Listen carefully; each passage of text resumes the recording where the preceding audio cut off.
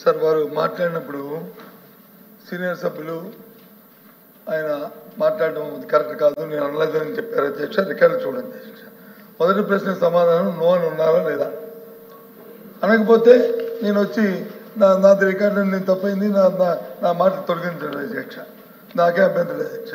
ఆయన అన్ని మాట నేను ఉడికించాను కానీ నేను లేని మాట మాత్రం అనలేదు అధ్యక్ష. ఇంకా రెండో విషయానికి వస్తాయి అధ్యక్ష. వారు నేను ఆ నియోజకవర్గం 15 సంవత్సరాలు ప్రాతినిధ్యం వహించాను అధ్యక్ష. మొన్నటి వరకు కూడా మన మా 24 ఎలక్షన్లో దాంట్లో ఓడిపోయిన వరకు కూడా 15 సంవత్సరాలు నేను కంటిన్యూస్ శాసనసభ్యుడిగా ఉన్నాను అధ్యక్ష. 15 సంవత్సరాల్లో రాని డయేరియా ఎప్పుడు ఏ ఒక్కరు కూడా చనిపోయిన నేపథ్యంలో ఈ 4 సంవత్సరాలు ఈ 4 నెలల కాలంలోనే ఎందుకు చనిపోవచ్చు అధ్యక్ష?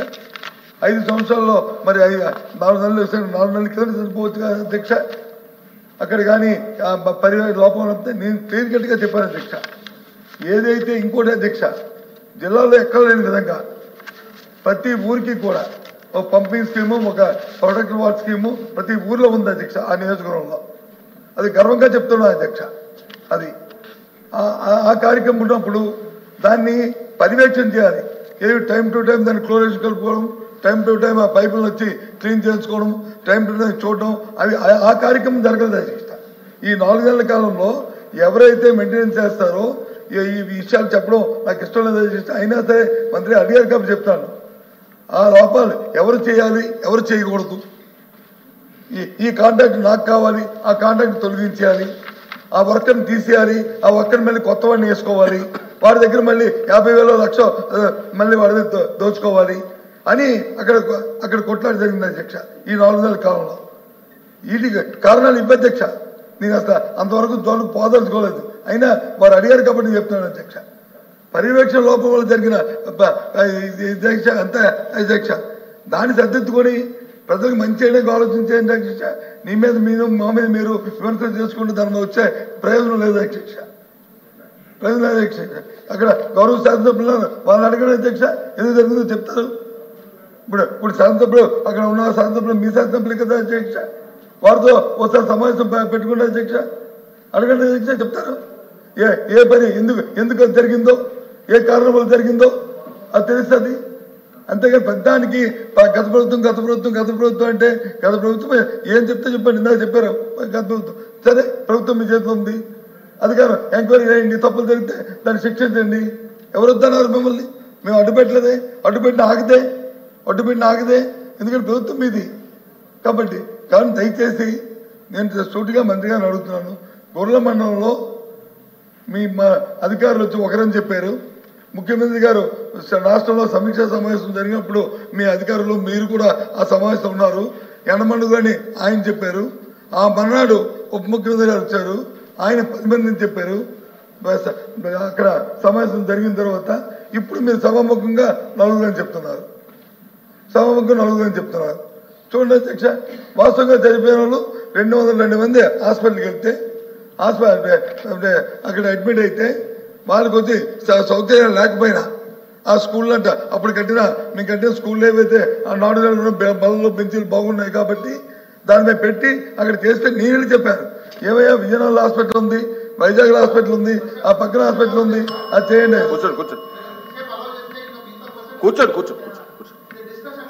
కూర్చోండి, మీరు డిస్కషన్ పెడితే నాకు అభ్యంతరలే. ఇది నా కాన్ఫిడెన్స్ అని చెప్పి మాట్లాడుతున్నాను. దయచేసి గౌరవ సభ్యులు కూడా తెలుసుకోవాలి. ఇది నియోజకవర్గంలో జరిగిన 13 మంది చనిపోయిన తాలూకా సమస్య. ఇదేమైనా మా సొంత అనుకోలేకపోతే ఎవరి మీద విమర్శించడానికో మాట్లాడుతున్న సమస్య కాదు. ఇది ఆ సమస్య కాదు. ఇది దయచేసి కాబట్టి మంత్రి గారిని నేను కోరుతుంది. మొదటిగా నేను చెప్పింది వచ్చి దాని గురించి మాట్లాడాను. ఆ తర్వాత వచ్చి అక్కడ ఇప్పుడు కూడా చెప్తున్నాను, ఇంకా పర్యవేక్షణ లోపం ఉంది, మెయింటెనెన్స్ లోపం ఉంది. అది మీ సబ్జెక్ట్ కాదు, అది పంచాయతీరాజ్ సంబంధించిన సబ్జెక్టు. దయచేసి అధికారులు కలెక్టర్కి ఆదేశాలు ఇవ్వండి. విశిక్షణ లేకుండా ఎక్కడా కూడా మెయింటెనెన్స్ కి ఇబ్బంది లేకుండా కార్యక్రమం జరగాలని ఆదేశించండి. ఆ విషయాలు రావు, అది నేను కోరుతుంది. అంతేగాని ఎవరి మీద బురద చల్లాలనో చేయాలనో చెప్పిన విషయం కాదని మీ ద్వారా చెప్తున్నాను అధ్యక్ష. దయచేసి ఎక్స్గ్రేస్ ఇవ్వడానికి మాత్రం ప్రయత్నం చేయండి. ఆ పేదవాళ్ళని ఆదుకోండి అధ్యక్ష. అసలు వెనుకబడిన జిల్లాలో వెళ్ళింది వాళ్ళకి చాలా మంది పిల్లలు అందించే పిల్లలు కుటుంబ పెద్దలు చనిపోయారు. ఆ కుటుంబాల పోషణ కోసం ఆలోచించమని చెప్పి ఒకసారి మీరు ఆలోచించమని చెప్పి మీ ద్వారా కోరుతున్నాను అధ్యక్ష. అచ్చునారి